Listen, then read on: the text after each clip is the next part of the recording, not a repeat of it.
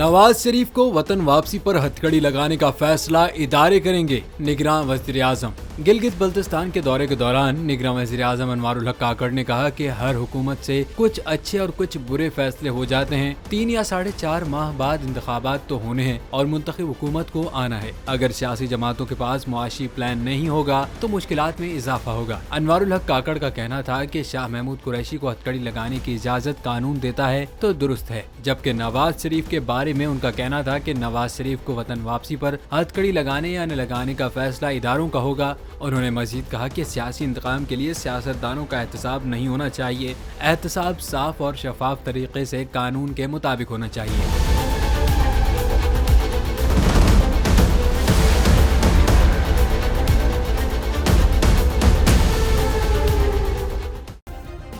Subscribe करें और bell दबाएं ताकि कोई खबर रह न जाए।